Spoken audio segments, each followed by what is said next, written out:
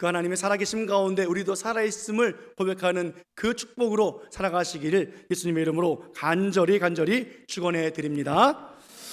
예수님은 우리를 구원하시기 위해서 이 땅에 오셨어요. 우리를 구원하시는 방법은 십자가에 죽는 일이었습니다. 십자가에 죽고 장사 지낸 바 되었습니다. 예수님을 십자가에 못 박은 종교 지도자들, 그리고 백성들, 또한 군인들, 그들은 긴 싸움을 싸웠고 그들은 이겼다라고 생각했습니다. 이제 끝났다. 예수님을 모함하고 거짓 증거로 재판도 하지 않은 채 신성모독 죄를 뒤집어 씌워서 십자가에 죽게 했으니 이제는 다 되었다라고 그들은 생각했습니다. 그들은 이제 예수라는 사람은 이 땅에 존재하지 않는다, 죽고 저 무덤에 있다라고 그들은 생각했습니다. 그들이 원하는 대로, 그들의 계획대로 다 착착 이루어졌고 예수는 정말 십자가에 못 박혀 죽었고 무덤에 묻혀 있기 때문에 그렇습니다. 이렇게 되었으면 그들의 마음은 편해야 될 것 아니겠습니까? 이겼으니까, 다 됐으니까, 우리 뜻대로 됐으니까. 그런데 신기하게 그들의 마음이 불편한 거예요. 불안해요. 그래서 3일 동안 그들은 잠을 잘 수가 없었습니다. 팔다리 쭉 뻗고 이제는 전쟁에서 이겼다, 이제는 예수를 잡아 죽였다, 그들은 편안할 줄 알았는데 그들은 그렇게 잠을 자지 못했던 이유가 있었습니다.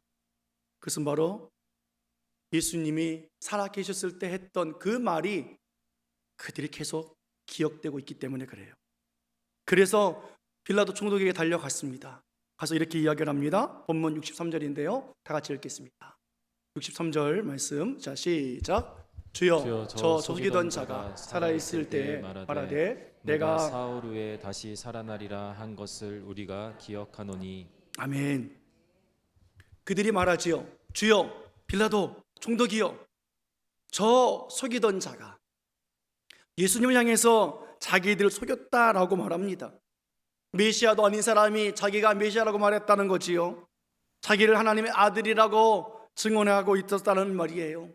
자기를 이 세상을 구원해내는 메시아라고 말하고 있으니, 자기를 구원자라고 말하고 있으니 그것이 거짓말이라고 오늘 총독에게 보고합니다.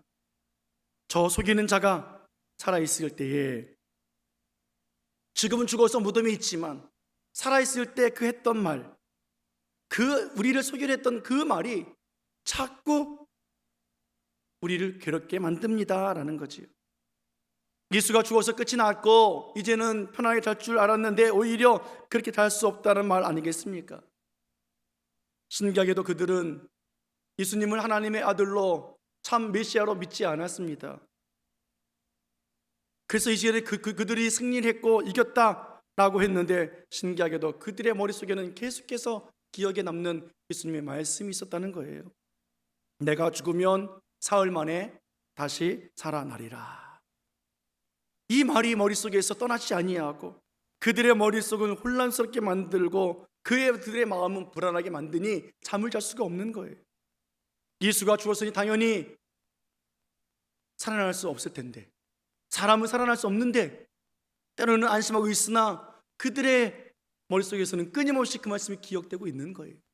이 문제를 풀 방법이 무엇이 있을까 고민하다가 예수는 죽었으니 끝이고 그의 제자들이 있으니 이것이 문제가 되겠구나 싶어서 또다시 빌라도에게 요청을 합니다.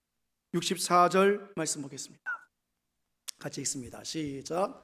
그러므로 명령하여 그 무덤을 사흘까지 굳게 지키게 하소서.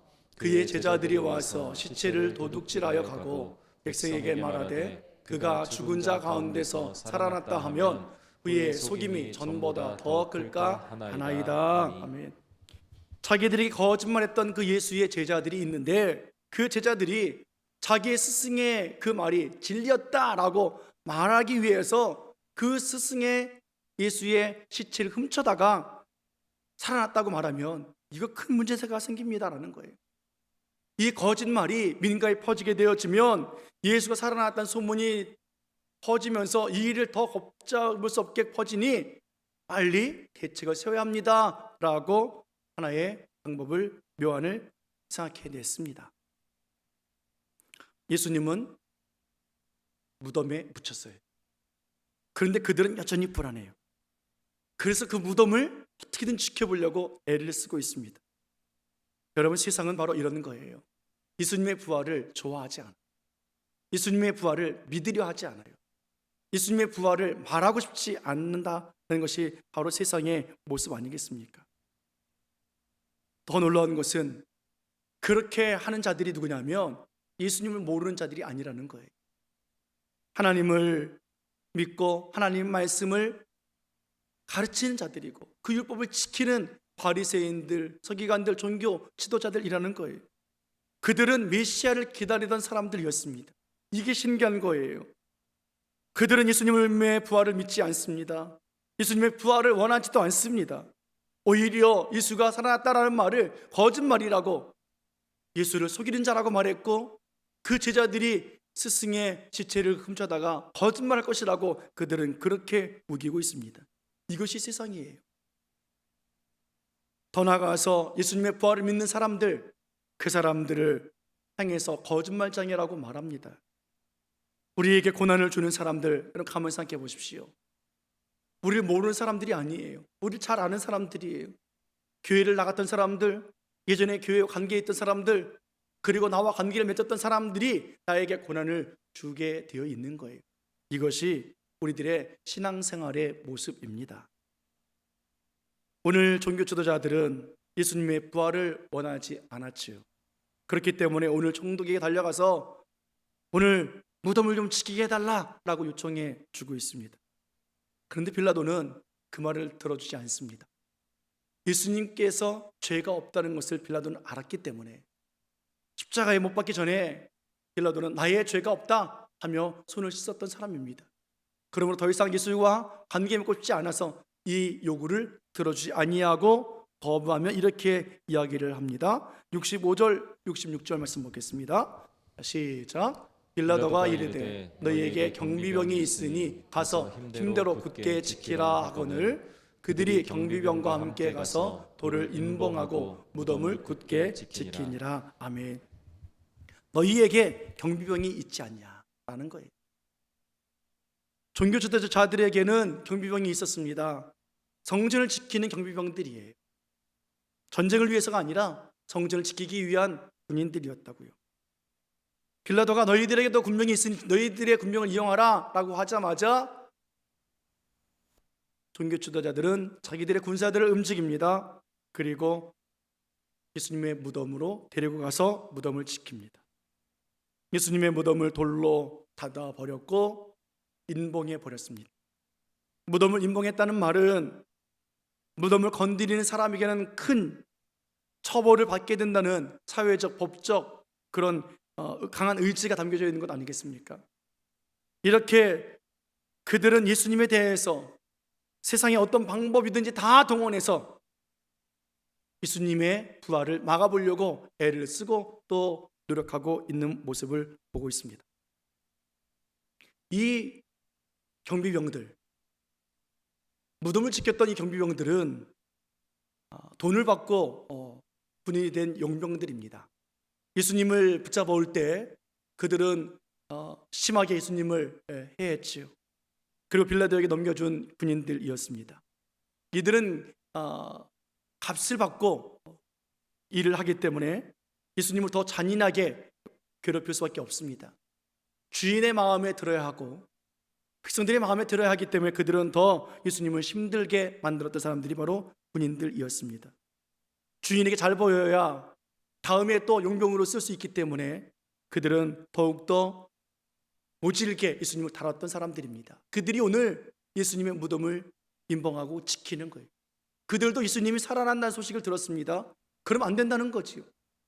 자기들이 그렇게 힘들게 했고 자기들이 그렇게 괴롭혔던 예수라는 사람이 살아나면 모든 책임이 자기들에게 전가될 수 있기 때문에 그들은 더 힘을 합쳐서 무덤을 지키고 지켜야만 했습니다. 무덤에 그 누구도 얼씬되지 못하도록 막고 또 막았던 사람들, 그들이 바로 군인들이었습니다.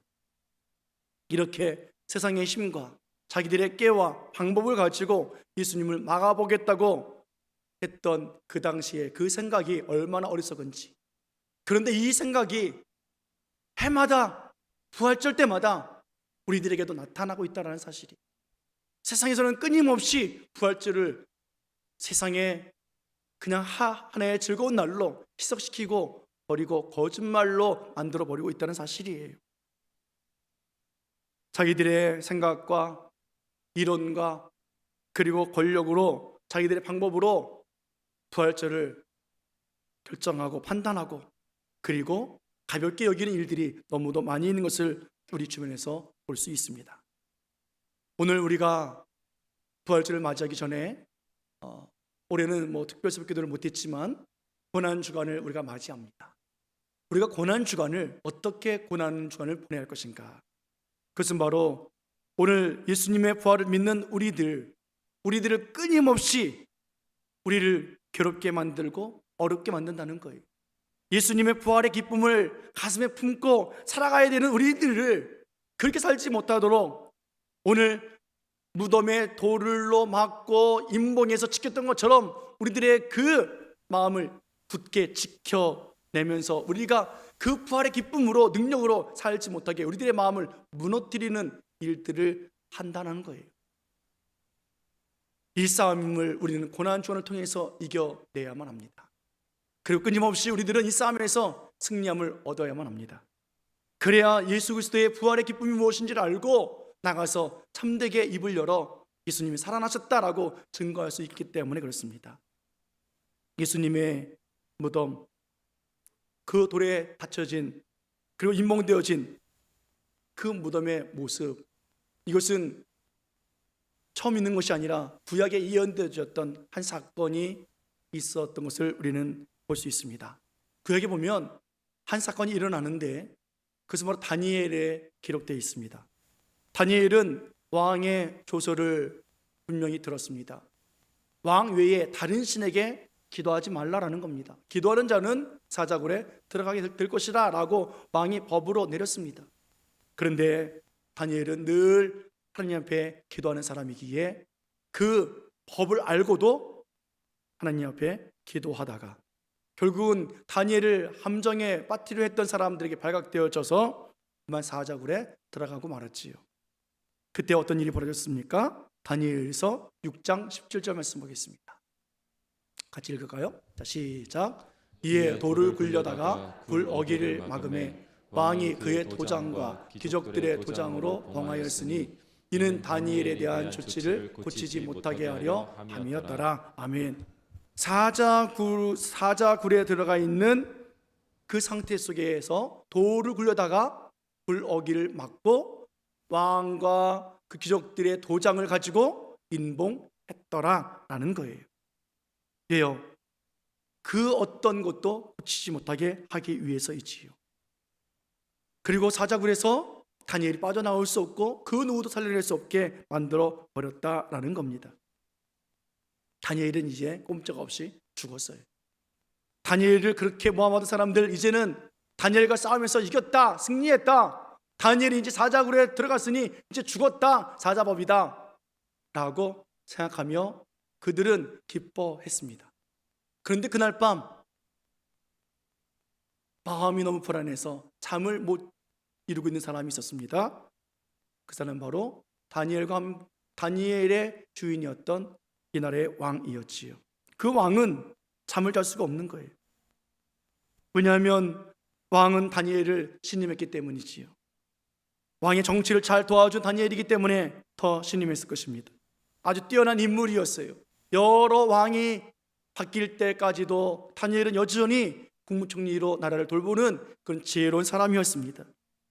그런데 이 한 번의 실수로 말미암아 사자굴에 들어갔고 사자법이 되어 죽을 수밖에 없다고 하니 얼마나 안타깝습니까?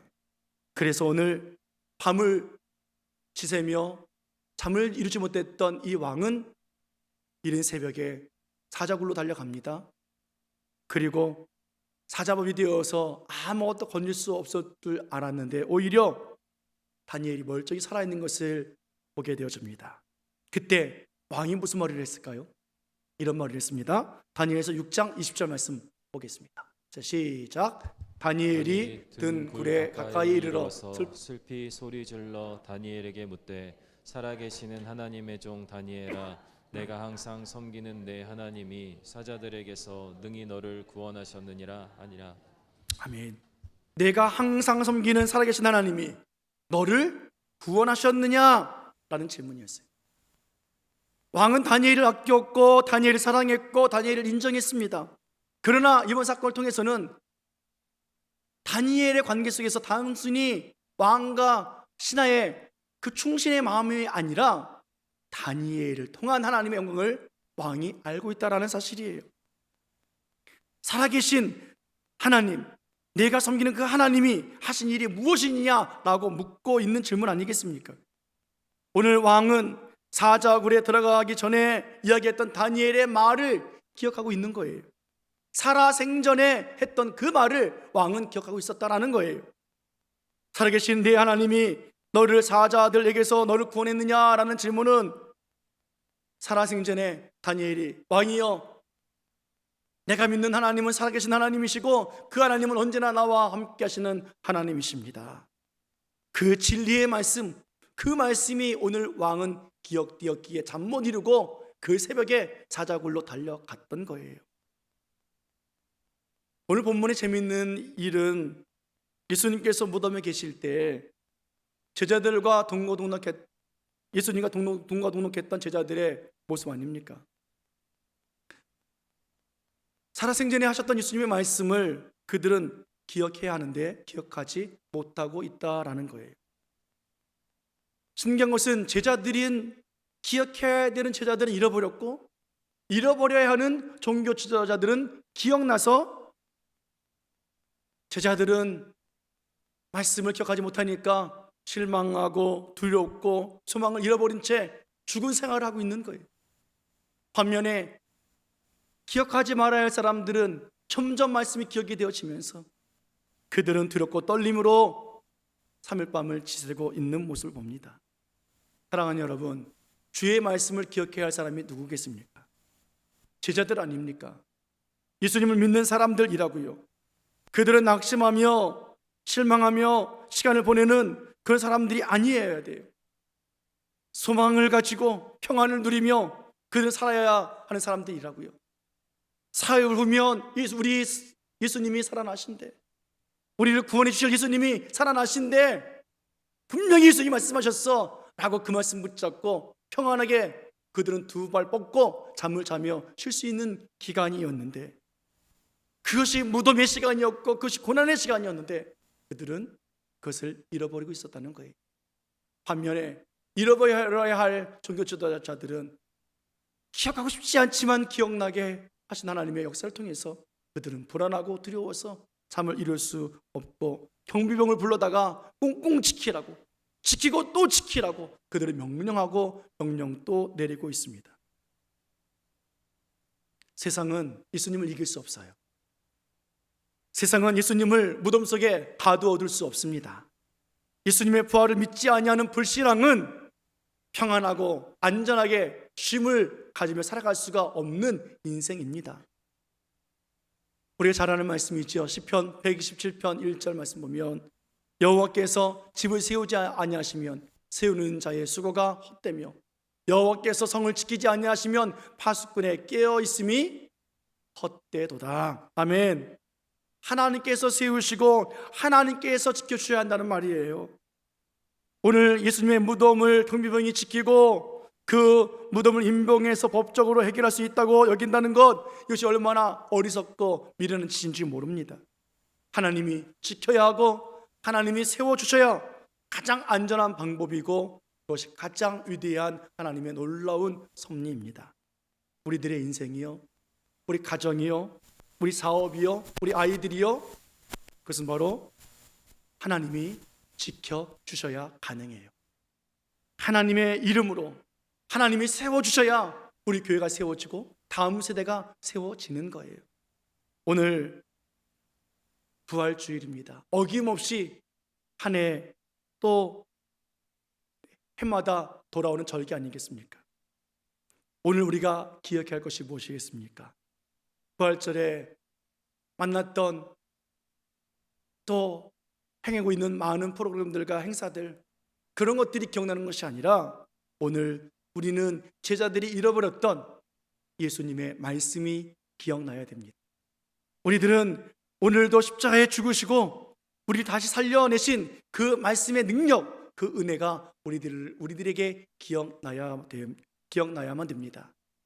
우리들의 모든 죄를 담당하시고 십자가를 지시고 십자가에 죽으시고 3일 만에 다시 살아나셨던 그 예수님, 그것을 믿기에 우리를 자녀 삼아 주셨고 우리를 의롭다 칭해 주시면 그 놀라운 예수 그리스도의 죽으심과 부활을, 그 구원의 은혜를 우리는 오늘도 또 기억해야만 합니다.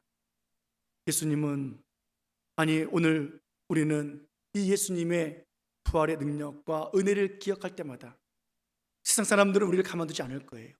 너희들은 거짓말쟁이라고 말할 것이고 너희들은 거짓된 행위라고 말할 것이고 부활의 소망과 평안과 위로로 살아갈 수 없다라고 말할 것이고 자꾸 우리를 불안하게 만들고 괴롭게 만들 거예요. 그럼에도 불구하고 우리는 오늘 기억할 것은 주님이 다시 살아나리라 하신 말씀, 너희와 영원히 함께하리라 하신 그 말씀, 오늘도 그 말씀을 기억하며 참된 평안과 안식과 위로의, 그리고 부활의 기쁨과 그리고 모든 승리를 우리는 기억하며 우리 살아가야만 합니다.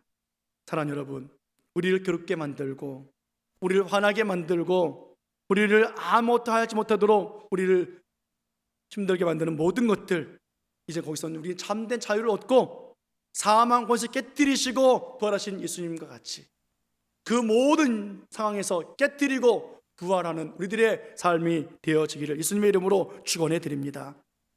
예수님께서 어떻게 부활하셨습니까? 부활의 첫 열매로 부활하셨어요. 예수님이 첫 열매가 되셨기에 우리들은 끊임없는 부활을 얻을 수 있다는 것 아니겠습니까? 그런데 신기하게도요, 예수님의 이 부활의 모습을 제일 먼저 보여줘야 될 사람이 제자들이고 믿는 사람들이었으면 좋겠는데 그렇지 않았다는 거예요. 오히려 예수님의 부활을 원하지 아니했고 부활을 막았던 사람들에게 예수님은 먼저 예수님의 부활을 보여주시고 계십니다. 부활 현장을 한번 볼까요? 마태복음 28장 2절부터 4절까지 말씀 보겠습니다. 같이 읽겠습니다. 시작. 큰 지진이 나며 주의 천사가 하늘로부터 내려와 돌을 굴려내고 그 위에 앉았는데 그 형상이 번개 같고 그 옷은 눈같이 희건을 지키던 자들이 그를 무서워하여 떨며 죽은 사람과 같이 되었더라. 아멘. 큰 지진이 일어났어요. 강도가 아주 센 그런 지진입니다. 하늘이 열려서 번개가 치는 것을 그들이 봅니다. 여러분 생각해 보십시오. 한순간에 땅이 흔들리고 번개가 치고 하늘에서 내려오고 하얗게 휘어진 예수님을 그들이 보았다고요. 얼마나 놀랐겠습니까? 뒤로 자빠지지 않겠습니까? 여러분, 칠흑같이 어두운 밤에 하얀 옷을 입은 여인이 머리 풀고 앞에 서 있으면 얼마나 놀라겠습니까? 제가 오늘 새벽에 씻고 이렇게 나오는데 깜짝 놀랐어요. 한 여인이 까만 옷을 입고 머리를 숙이고 머리를 내리고 문 앞에 서 있는 거예요. 놀래가지고 깜짝이야 했더니 저희 집사람 하는 말, 아니 양말도 못 신어 내가? 아니 하필 왜 화장실 문 앞에서 까만 옷을 입고 양말 신고 머리를 이렇게 내리고 있냐고요. 얼마나 놀랐는지 몰라요. 여러분, 경비병들이 얼마나 놀랐겠습니까? 무덤을 지키고 있는데 땅이 흔들리고 번개같이 내려와서 눈이 휘어지도록 흰 옷을 입은 예수가 나타났으니 얼마나 기가 막히겠느냐고요. 그들이 벌벌 떨 수밖에 없어요. 4절에 보니 무서워서 덜덜 떨었더라. 걸음아 나 살려라 도망가는 것이 아니라 꼼짝없이 죽은 자처럼 서 있을 수밖에 없었더라 라는 것 아니겠습니까? 정신 차리고 나서 경비병 중에 몇 명은 달려갑니다. 대제사장에 달려가서 예수가 살아났다라고 이야기를 합니다. 진리를 말하고 있는데 그들은 이야기를 하지요. 그렇다면 제자들이 와서 훔쳐갔다고 해라. 그들이 거짓말을 만들어내놓고 제자들이 스승의 시체를 훔쳐서 부활했다라고 거짓말한다라고 그들이 그렇게 속이고 있습니다. 그 이야기가 지금까지 전해지고 있다는 사실을 생각하면 정말 가슴이 너무 아픈 거예요. 사랑하는 여러분, 마귀는 거짓의 영이에요. 속이는 자예요. 세상은 우리를 속입니다. 여러분, 세상은 우리를 믿지 못하게 만드는 거예요. 세상이 말하는 것은 우리가 따라가서는 안 되는 것들이에요. 왜요? 세상은 여전히 예수님의 부활을 믿지 않고 속이고 거짓을 말하기 때문에 그렇습니다. 마귀는 우리들에게 부활이 없다라고 말합니다. 우리가 죽으면 끝이지 천국에 가봤느냐고 묻기도 해봅니다. 그리고 하나님 믿는 사람이 그 모양 그 꼴로 사느냐고 오히려 우리를 무너뜨리고 거짓말로 우리를 자꾸만 얽어맵니다. 여러분, 우리가 무엇으로 구원받았어요? 우리가 무엇으로 죄사함 받았어요? 예수님의 보혈의 피를 믿기 때문이에요. 네가 뭘 잘해서, 맞아요, 나는 잘난 것이 없어요. 구원받을 힘도 없고 구원받을 만한 권세도 없고 구원받을 만한 그 어떤 것도 우리는 가진 것이 없어요. 그런데 그 거짓말로 우리를 속여서 우리를 자꾸 넘어뜨리고 우리를 죄에 자꾸만 가두고 죄의 자식으로 자꾸만 돌아가게, 옛 습관으로 돌아가게 만드는 것이 마귀고 세상 아닙니까? 사랑하는 여러분, 하나님은 창세전부터 지금까지, 아니 영원까지 살아계신 전능하신 하나님이십니다. 우리와 함께 하신 임마누엘의 하나님이십니다. 우리가 능력이 있어서가 아니라 우리가 죄 많고 우리가 연약하지만 우리를 사랑하셔서 우리들의 죄를 용서해 주시고 우리를 자녀 삼아 주셨고 우리들에게 부활을 허락해 주셨습니다. 오늘 우리가 믿을 것은 이것밖에 없습니다. 오늘 우리가 부활절을 통해서 기억해야 할 것이 무엇일까? 부활하신 예수님, 그리고 다시 오셔서 우리를 완전한 구원으로 이끌어 가시는 다시 오실 예수님, 우리는 그 예수님을 기억해야 합니다. 예수님은 죽은 자 가운데서 사흘 만에 다시 살아나셨습니다.